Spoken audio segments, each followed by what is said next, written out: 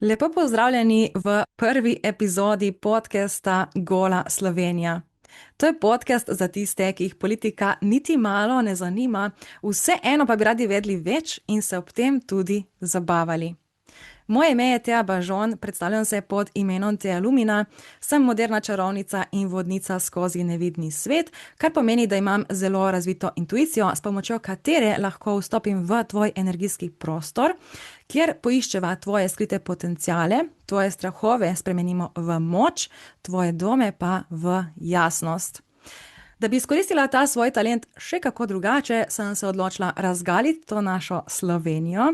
In ker se bližajo zelo pomembne parlamentarne volitve, ki bodo morda ene najpomembnejših volitev v zgodovini naše Slovenije, bomo Slovenijo začeli razkrivati prav tukaj, pri politiki. Ker smo tukaj večinoma tisti, ki o politiki nimamo pojma o pojmu, dajmo si najprej skupaj pogledati, kaj je to sploh parlament. Zdaj, če bi mene nekdo kakšen mesec nazaj vprašal oziroma mi rekel, Teja, povej nam, kaj je to parlament, bi moj odgovor bil nekaj takega. Parlament, ja, to je tista velika stavba na Šubičevi 4 v Ljubljani, tista stavba, v katero so enkrat metali granitne kocke. Drugače pa v tej stavbi je pač vlada, ki se deli na opozicijo in koalicijo. Notri je predsednik vlade in različne pač te politične stranke. In oni pač, ne vem, vodijo državo, mislim, oni so pač, parlament je neka glavna stvar v državi, glede, mislim, vsaj politično gledano. In to je to. Evo, tak bi bil nekako moj odgovor. Ampak seveda, kadar se jaz lotim nečesa zares, se rada lotim tega tudi za prav. In zato se mi je zdelo prav, da si jaz malček bolj razčistim te pojme, kaj je to parlament. Predvsem zato, ker moji možgani delujejo malček drugače. Jaz sem rada zelo slikovit način razmišljanja in kadar nečesa ne razumem oziroma kadar je neka stvar zelo kompleksna za razumeti, si rada to v možganih predrugačim, zato da lažje tudi razumem zadevo. In tako sem razmišljala, dajmo si pogledati tole našo Slovenijo. Jaz sem ponosna Slovenka, ponosna sem na to našo državo, ponosna sem na našo narodnost, na našo kulturo. Všeč mi je, da živimo v državi, ki ima tako lepo, simpatično obliko in mislim, da poleg Slovenije je samo še Italija tista država, ki ima neko tako zabavno obliko teritorija, dajmo tako reči. Tudi samo ime Slovenija mi je zelo všeč, ker v njej se skriva beseda lov. Lov pomeni ljubezen. Zdaj, kje smo mi izgubili to ljubezen, jaz ne vem, ampak upam, da jo bomo preko tega podcasta spet nazaj našli.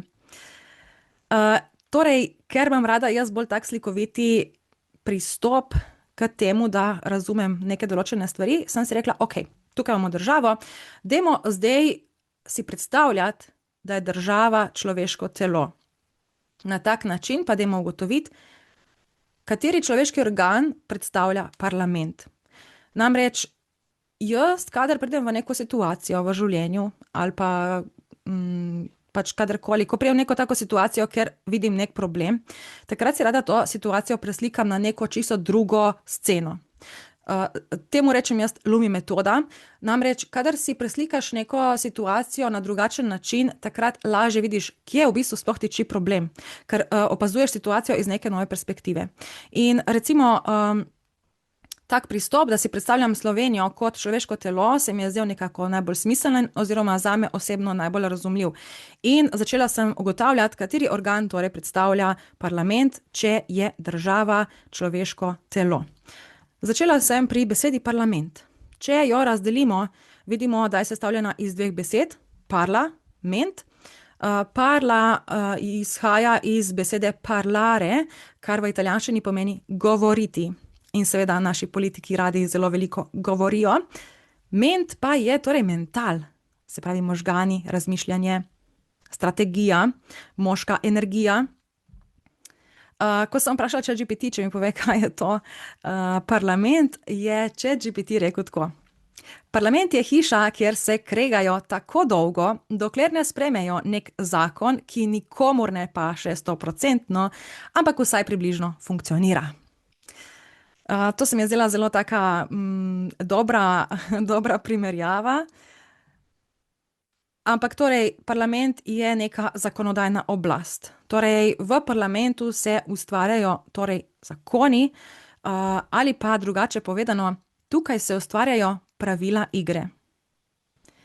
In če zdaj vzamemo vse te informacije skupaj in si predstavljamo, kaj je torej parlament v človeškem telesu, kateri organ je parlament?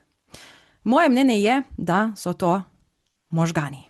Parlament so možgani naše države. Tam se razglablja, tam se postavlja strategije, tam se v bistvu nekako krega oziroma se bori, katero mnenje bo tisto, ki bo obveljalo. Ampak pojdimo zdaj naprej. Če so parlament možgani, kaj pa je potem naše ljudstvo? Kaj smo mi kot državljani Slovenije? Kateri organ? Kaj ti misliš? No, jaz pravim, da smo mi srce. Srce je zakaj? Zato, ker skupaj ustvarjamo kulturo, ker skupaj bijemo eno svojo, kako bi rekla temu, energijo, ker skupaj peljemo naprej, ker skupaj soustvarjamo, ker se skupaj povezujemo in v bistvu, ker skupaj delamo našo državo sploh živo. Ampak kje je zdaj problem? Zdaj, ko imamo tole slikico, zdaj se lahko fokusiramo na to, da najdemo, kje je tista ovira. In kje jaz vidim to oviro?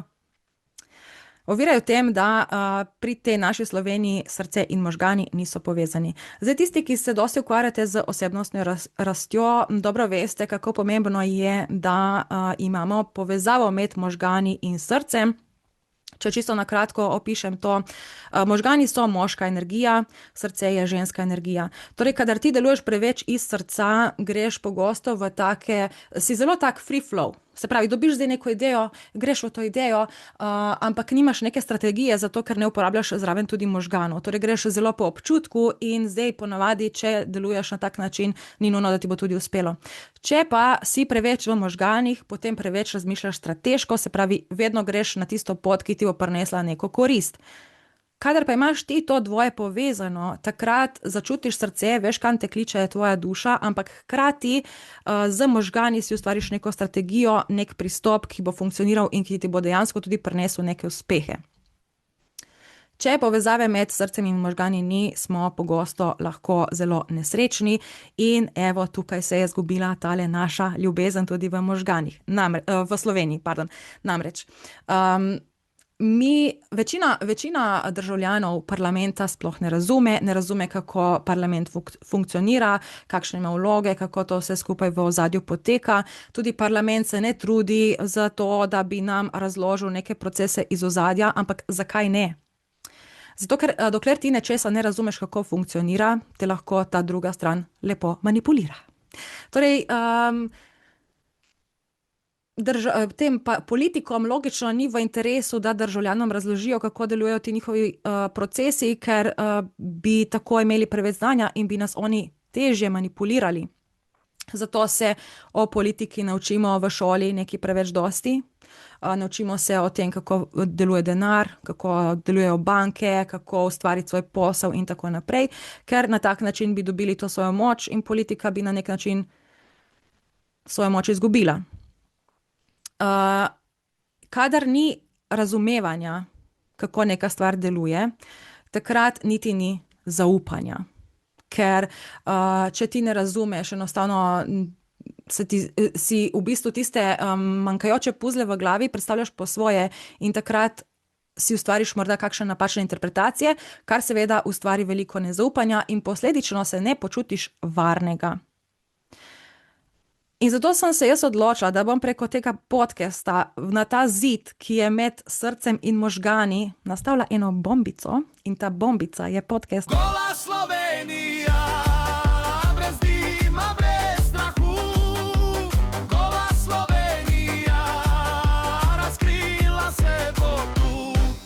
da ta zid razbijemo, zrušimo, ugotovimo, kako ta parlament deluje, se naučimo teh nekih procesov, predvsem tukaj imamo v mislih strateške procese oziroma kako politiki nekaj predajajo svetu oziroma nam državljanom, kakšne so potem njihove akcije, kakšni so rezultati in tako naprej. In na tak način bomo v bistvu razbili ta zid in ustvarili povezavo med možgani in srcem. Namreč, kadar mi dobimo neko razumevanje v to, kako politika deluje, kako parlament deluje ali pa kako deluje sploh na katerakoli stvar, takrat seveda dobimo tudi zaupanje, ker vemo, kakšni so procesi v ozadju. In ko imamo zaupanje, najdemo tudi varnost.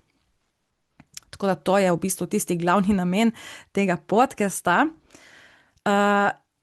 In dajmo si torej zdaj pogledati malo bolj natančno tele možgane, dajmo jih secirati na manjše kose, da ugotovimo vsaj te temeljne procese parlamenta.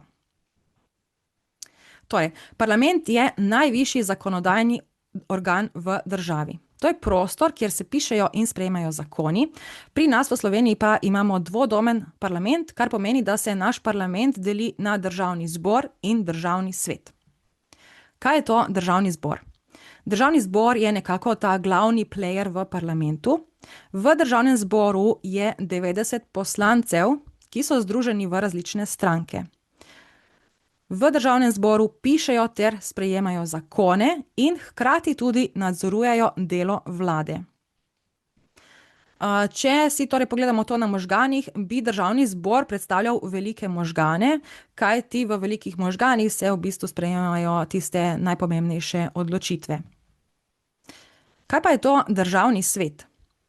Državni svet je nekakšen svet starešin, v njem je 40 svetnikov in oni so v bistvu glas ljudstva. V državnem svetu so prisotni kmetje, obrtniki, delodajalci, delojemalci, različne lokalne skupnosti in tako naprej. Torej, oni na nek način so kot nek most med parlamentom in med ljudstvom. Oni so tisti, ki predlagajo nove zakone, hkrati pa tudi pregledajo zakone, ki jih sprejmejo v državnem zboru. Imajo pa tudi to moč, da lahko dajo veto na zakon. Veto na zakon pomeni, da nek zakon, ki ga v državnem zboru sprejmejo, v državnem svetu zadržijo, kar pomeni, da v bistvu ga dajo še enkrat na pregled v državni zbor ali pa pač ga ustavijo, da se ga sprejme kasneje, kot so ga mislili sprejeti v državnem zboru. In državni svet je v tem primeru možganov so mali možgani. Torej, mali možgani imajo funkcijo ravnotežja in fine motorike in to je v bistvu tudi vloga državnega sveta, da odločitve iz državnega zbora še malček bolj dodela in jih v bistvu preslika na ljudstvo, da vidijo, če se tukaj skladajo ta dva različna pola. Kaj pa je torej vlada? Vlada je samo en del v državnem zboru, sestavljajo pa jo predsednik vlade plus ministri. Vlada je tista, ki državo vodi, vlada je tista, ki predlaga in piše večino zakonov, vse sprejete zakone v državnem zboru pa vlada tudi potem spravi v prakso. Torej, če pogledamo naše človeško telo, bi bila vlada lahko kot nek živčni sistem. Oni izvajajo odločitve, premikajo roke in noge te naše države. Torej, vse zakone, ki se v državnem zboru sprejmejo, mora vlada potem tudi prenesti v prakso. Predsednik vlade, kdo je to? Predsednik vlade postane običajno tisti človek, ki je tudi predsednik stranke, ki je prejela največ glasov na volitvah. Predsednik vlade izbere svoje ministre in on tudi določa politično smer države. Njegova naloga pa je, da odgovarja v državnem zboru in se zagovarja, ko gre kaj narobe. Če bi dali to na naše človeško telo, bi predsednik vlade torej predstavljal hrbtenjačo. kajti hrbtenjača je glavni prevodnik in koordinator celotnega sistema. Torej, vloga predsednika vlade je, da vse te zakone, ki so sprejeti v državnem zboru, da v prakso skupaj s svojimi ministri, ki jih sam izbere in seveda v bistvu tudi usmerja to našo državo, kam bo šla, v katero smer. In ponavadi se pač gre v tisto smer, kot kamor stremi njegova stranka. Ok, kaj so pa to politične stranke? Politične stranke so skupine enako mislečih ljudi. Vsaka politična stranka ima torej svojega predsednika in vsaka stranka ima tudi svoje prioritete, svoje cilje in svoje vizije, ki jih želi doseči za našo državo oziroma našo narodnost, recimo. Stranke pa se delijo na leve, desne, na zelene, liberalne, konzervativne in še druge, ampak dajmo si pogledati te najbolj pomembne. Torej, leve stranke, tiste stranke, ki so bolj levo usmerjene, imajo pogosto neke cilje, ustvariti empatijo med ljudmi, jih zaščititi, pomembna jim je socialna varnost in tudi neka varnostna mreža znotraj države. Desne stranke pa so tiste, ki jim je bolj pomembna discipliniranost, red, lastnina in tudi individualna odgovornost. Zelene stranke so tiste, ki dajo velik pomen na naravo, na trajnost in na prihodnje generacije. Liberalne stranke so tiste, ki so bolj usmerjene v svobodo, v odprtost, ki imajo rade neko fleksibilnost. Konzervativne stranke, to so ponavadi krščansko-demokratske stranke, pa v ospredje dajajo tradicijo, stabilnost in družino. Seveda ponavadi se stranke nekako delijo levo-sredinsko, desno-sredinsko, niso nikoli tako zelo specifične ponavadi. In moje mnenje tukaj je, da je prav, če imamo v parlamentu čim več različnih teh strank. Seveda to pripelje pol do mnogih konfliktov, ampak tako nekako lažje ustvarjamo neko ravnovesje v državi. In zdaj, da si to pogledamo malček bolj slikovito, te stranke, dajmo si predstavljati neko vasico. Torej, državo dajmo preslikati na neko majhno vasico. Torej, leve stranke bodo stremele k temu, da ima vsak prebivalec te vasi eno svojo hiško, skrbeli bodo za tiste ta šibkejše in predvsem pa jim je pomembno, da se ustvari neka taka skupna točka, kjer se lahko ljudje brezplačno družijo in se pogovarjajo, si izmenjujejo neke različne interese. Desne stranke pa bodo v tej vasici stremele k temu, da se ustvarijo stroga pravila, oziroma ne stroga, bolj stroga in jasna pravila, kako se bomo obnašali, kaj je moje, kaj je tvoje. Pomembno jim je ustvariti pravila za to, da bo v tej vasi mir, da se ne bodo kregali vsi med sabo. Pomembno jim je, da je lastnina označena, zato ker oni stremijo k temu, da bo vsak odgovarjal zase. Torej, kadar imaš ti svojo lastnino označeno, to je tvoje in če se kdorkoli tega dotakne brez dovoljenja, je pač on v kazenskem prekršku. Torej, njim je pomembno, da se ustvari ta red in struktura, da je vse nekako ograjeno in da je pač red in mir. Liberalne stranke v tej vasici bi stremele k temu, da ima vsak neko svojo odločitev, da ima vsak tako hišo, kot si jo želi, dokler ne moti z njo sosedov. Oziroma vsak lahko počne to, kar si želi, dokler ne moti drugih. Predvsem pa liberalne stranke stremijo k temu, da prinašajo neke novosti in novitete in tako naprej. Konzervativne stranke so tiste stranke, ki bodo stremele k temu, da živimo kot Bog zapove. Vsaj to je moje mnenje. In one seveda ne marajo sprememb. Tradicija je pomembna, rutina je pomembna. Če so tako delali pred 1000 leti, bomo tako delali tudi zdaj.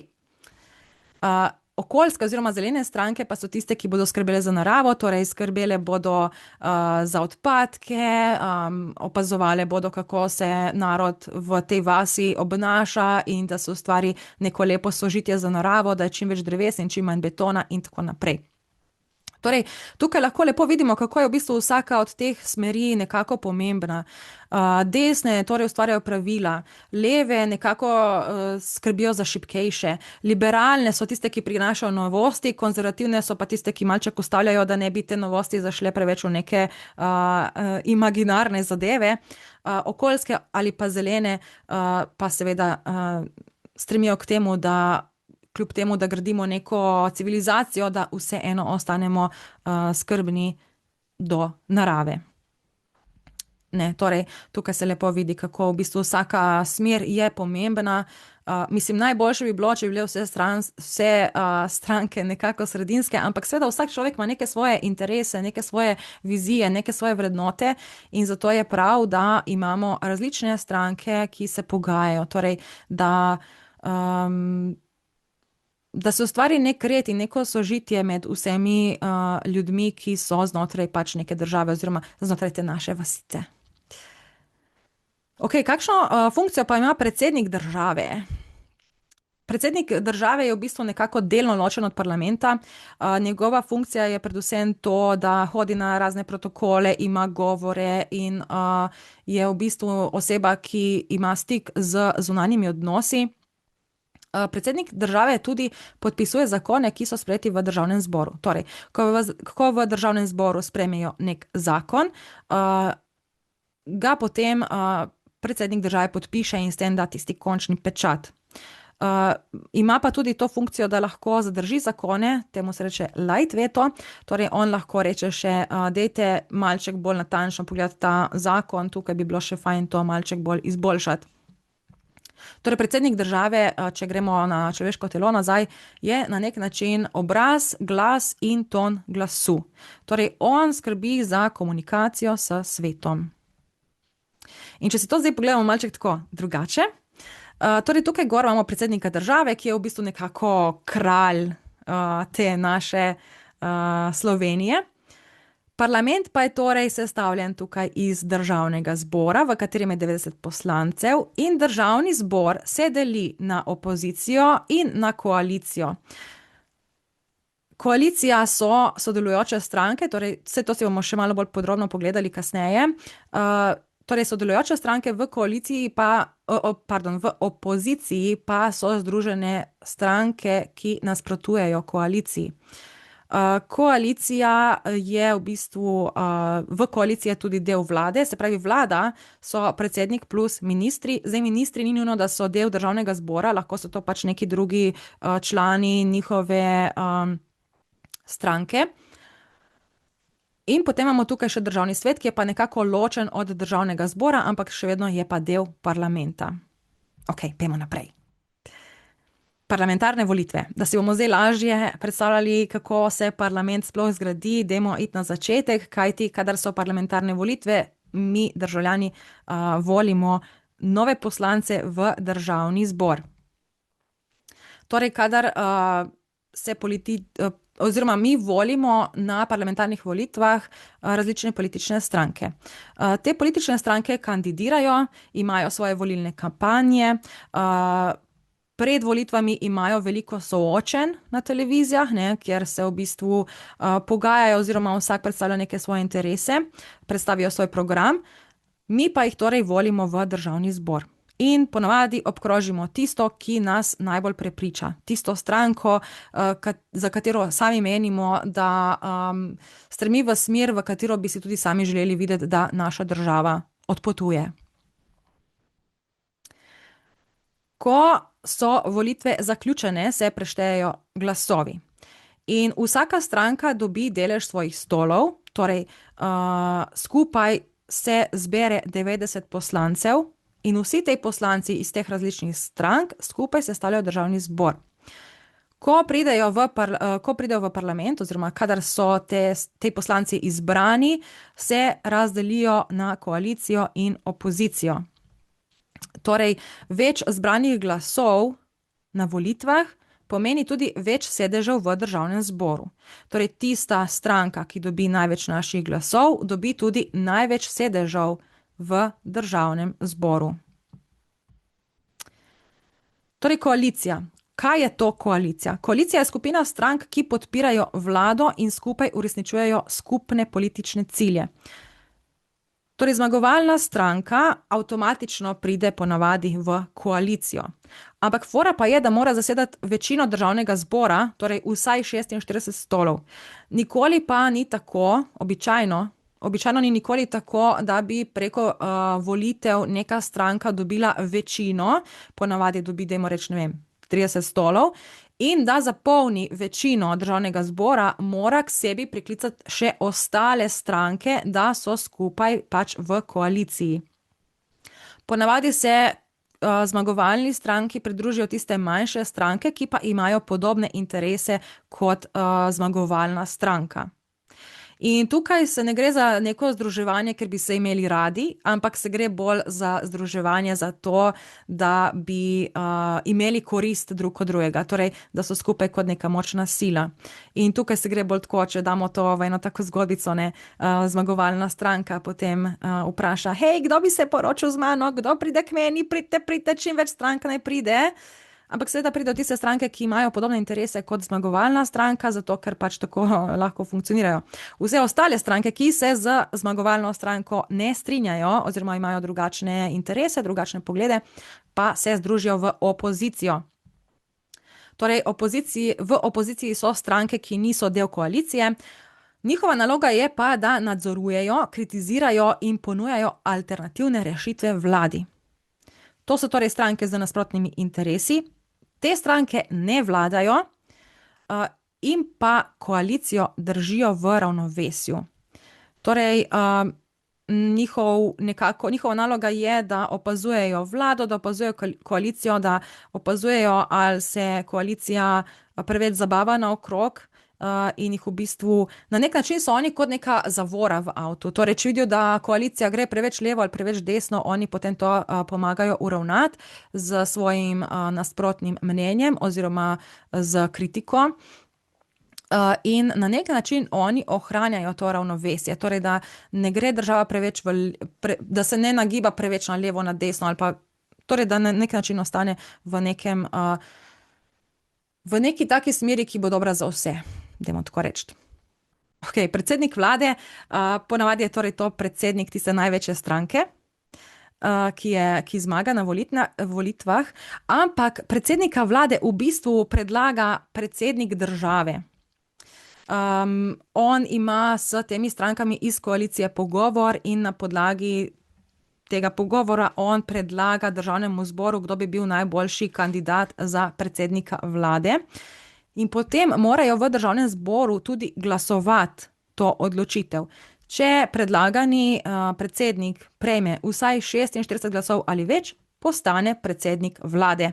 In on je takrat zadovoljen, ker si reče, wow, jaz bom kralj.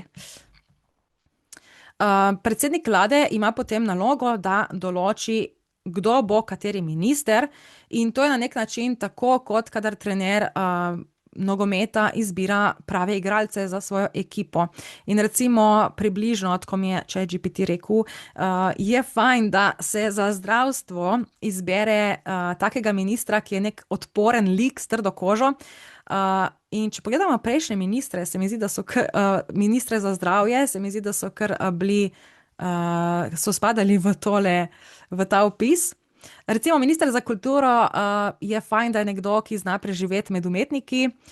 Minister za finance je fajn, da je nekdo brez adrenalinske zasvojenosti, in minister za notranje zadeve pa je fajn, da je neka oseba, ki zna ohranjati red in disciplino. Seveda imamo še en kup drugih ministrov, ki jih torej določi predsednik vlade. On izbere svoje ministre. Ko so te ministri izbrani, se v državnem zboru glasuje. Državni zbor zasliši, torej to so vsi poslanci, koalicija in opozicija, vse stranke, ki so notri v državnem zboru, zaslišijo vsakega ministra in tudi potem glasujejo. Ko se strinjajo z predlaganimi ministri in ko jih izglasujejo, takrat nastane torej vlada. Če še enkrat povzamemo, vlada je predsednik vlade, ki je tudi predsednik zmagovalne stranke običajno, plus njegovi ministri. Oni sestavljajo vlado. Ampak dajmo si to zdaj pogledati še na nek drugačen način, da nam bo mogoče še malo bolj jasno, kaj je to parlament. Dajmo si zdaj predstavljati, da je parlament v bistvu ena taka velika jadrnica, ki pluje po morju. V tej metafori bi predsednik države bil torej tudi lastnik te ladje. On je večinoma v svojem kabinetu, posluša na tisti, kaj je tisti, zdaj mi je padla beseda. No, pač komunicira z drugimi ladjami, komunicira z drugimi lastniki ladij in tako naprej, zato da ohranjajo neko koordinacijo, kam bo ta ladja plula, okay? Ampak on je večinoma tam v tem svojem kabinetu. Predsednik vlade je v tej naši metafori z jadrnico, torej kapitan. On ladjo usmerja, on se odloči, kam bomo šli, seveda se mora lastnik ladje s tem strinjati, ampak on je tisti, ki skrbi, da ta ladja pluje naprej. Njegovi ministri pa so recimo čolnari, mehaniki, kuharji, navigatorji, torej tisti, ki celotno to jadrnico skrbijo, da ta jadrnica sploh funkcionira. Ostale stranke, ki so z vlado v koaliciji, pa so v bistvu posadka. Oni še pomagajo vse to skupaj koordinirati. Kaj pa je torej opozicija? Opozicijske stranke so pa v tem primeru straža in opozicijske stranke so tukaj gor na tele opazovalni košari, gor na jamboru in one vidijo, kam se usmerja ta ladja, lahko vidijo zelo daleč, če ladja zapluje malček preveč v drugo smer. Ok, to je vse super, tudi se mi zdi, da je dosti logično, smiselno, ampak kaj pa smo potem mi ljudje v tej zgodbi? Kam spada ljudstvo v tej metafori z jadrnico? Kaj ti misliš? No, jaz mislim, da smo ljudstvo v bistvu v tej zgodbici morje. Namreč ljudstva ni mogoče ignorirati, kajti mi ustvarjamo tokove, to so naši družbeni interesi. Take družbene interese, kot ustvarimo znotraj ljudstva, v tako smer bomo avtomatično tudi mi peljali našo državo. Mi ustvarjamo tudi veter. Veter je javno mnenje, torej takšno, kot je javno mnenje, tam se nekako usmerja ta ladja, oziroma mi tam usmerjamo tole našo ladjo, jadrnico. Mi smo tudi energija, ki ustvarja globino, torej pokažemo, kakšne so realne potrebe, ustvarjamo viharje, kadar delamo proteste in tudi prinašamo mirne dni, kadar smo zadovoljni s tem, kako naša jadrnica pluje po morju. Torej, mi kot ljudstvo to jadrnico podpiramo in jo usmerjamo. Ampak kje je problem? Problem je, ker se kot ljudstvo zelo močno delimo na leve in desne. In namesto, da bi skupaj ustvarjali tok in vodili našo državo, s tem, da prepustimo politiki določene, ok, zdaj že slišim energije določenih ljudi, ki mi kontrirajo. Poslušaj me. Zdaj ima politika oziroma parlament ima vso moč. Zakaj? Ker smo mi razdvojeni. Oni vlečejo tam tok, oni vlečejo tam, jadrnica pa bi šla nekam po svoje in pol včasih gre na bolj levi tok, včasih gre na bolj desni tok in namesto, da bi skupaj ustvarjali to energijo, kamor bi vodili to državo in v bistvu mi, ljudstvo, da usmerjamo politiko, da mi, ljudstvo, smo tako močni, da usmerjamo, da določamo, kam bo sploh politika šla in politika bi se mogla nam prilagajati oziroma naše želje in interese nadgrajevati, zato da kot narodnost pridemo do tistega cilja, ki si ga vsi skupaj želimo, kar je seveda obilje.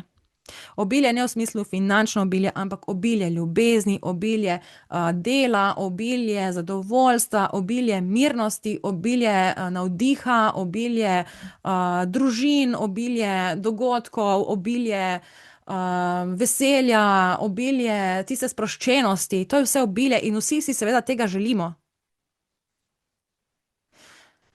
Ampak, če pol ljudstva vleče tja v desno, ne, mi hočemo tako, in pol ljudstva tja v levo, ne, mi hočemo tako, ja, pol seveda naš parlament dela po svoje.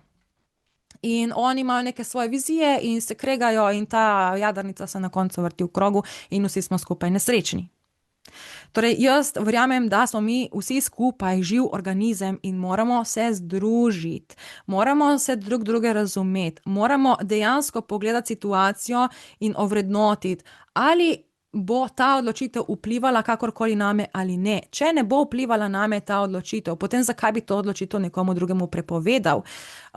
Zakaj, v bistvu katero, kam si želimo iti, kako bomo to dosegli? Samo z ljubeznijo, samo s tem, da se drug druge razumemo, da spustimo te bolečine, jezo iz preteklosti, in da se nekako združimo v eno močno silo, da ustvarimo en tak močen tok pod morjem, ki bo v bistvu jadrnico peljal v pravo smer, torej da mi skupaj določimo smer, v katero si želimo, da jadrnica pluje. In takrat bo vloga parlamenta ta, da ohranja državo v stabilnosti, ne pa da v bistvu išče stabilnost v teh valovitih vodah, kjer se pač vlečemo eni na levo, drugi na desno. Zakaj jaz menim, da so te parlamentarne volitve ene najbolj pomembnih volitev v zgodovini naše Slovenije? Zato, ker prihajamo pred eno tako veliko prelomnico. Vsi govorijo o tej agendi 2030, jaz to agendo ne verjamem, meni se zdi smešno, ampak verjamem pa, da je del te agende nekako resničen, in v bistvu predvsem energija te agende se mi zdi zelo realna, kar pomeni, da leta 2030 bomo zelo verjetno prišli v neko tako novo ero, v novo obdobje. Če pogledamo malček preteklost in vzorce, jaz pač rada spremljam vzorce, sem opazila, da recimo na koncu desetletij imamo vedno en tak velik preskok in neko težjo situacijo. Jaz imam 34 let, tako da vem samo za 3 desetletja. Naprimer, konec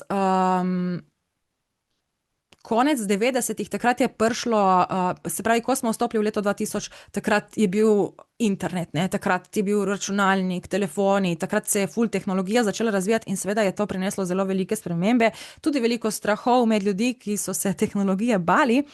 2009 smo imeli gospodarsko krizo in je bilo tudi težko obdobje, 2019 pa smo imeli tale naš čudoviti COVID.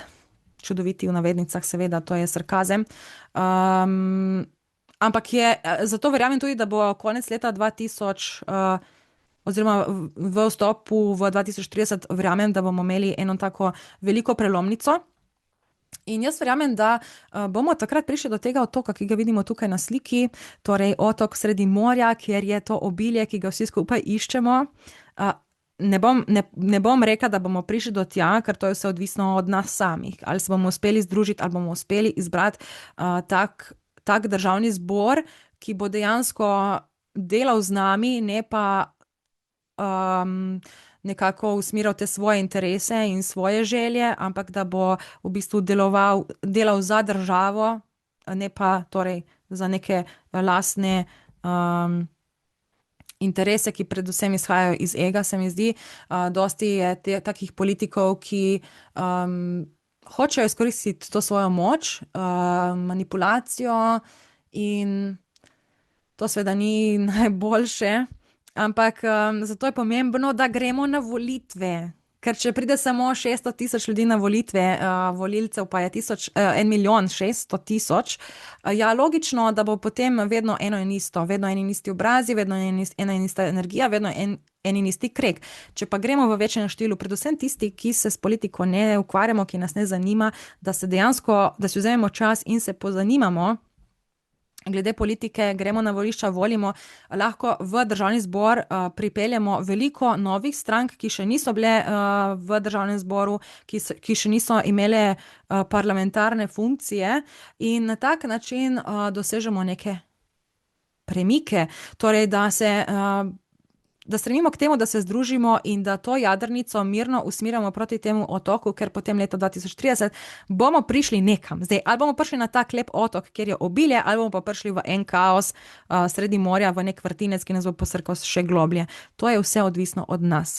Če se bomo uspeli združiti, če bomo uspeli najti strpnost med levim in desnim polom, če se bomo uspeli razumeti in dejansko ovrednotiti situacijo na pravi način, torej da pristopamo malček bolj zrelo, malček bolj kulturno in spoštljivo drug do drugih. Tako da, evo, to je zdaj taka bolj predavateljska epizoda za nami. Naslednjič pa se lotimo konkretno političnih strank oziroma njihovih predsednikov. Prvi na tapeti bo Janez Janša. Te epizode, ki sledijo, bodo veliko bolj sproščene, ne bodo toliko usmerjene v neka dejstva, ampak se bomo fokusirali na to, da politikom slečemo masko in da vidimo, kaj se skriva za njihovim obrazom oziroma za masko, ki jo predstavljajo javnosti. Tako da hvala za tvojo pozornost. Napiši spodaj v komentar, kaj si se danes novega naučil oziroma naučila, kako se ti je zdela ta primerjava z jadrnico, ali pa kako se ti zdi primerjava s človeškim telesom. Seveda, jaz sem odprta za razne debate, dokler ste spoštljivi, imam rada tudi drugačna mnenja, rada debatiram, pač predvsem s tistimi, ki imajo to vrlino neke spoštljive komunikacije in sprejemanja drugačnih pogledov.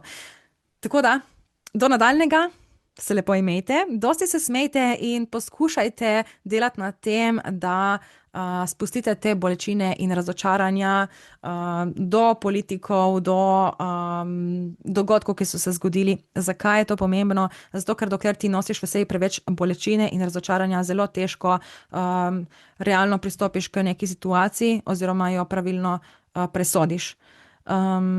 Vem, da je to težko, ampak skupaj bomo zmogli, počasi se bomo tega lotili in torej Janez Janša bo prvi tisti, ki ga bomo poskenirali. Lepo se imejte in čau, čau. Gola Slovenija!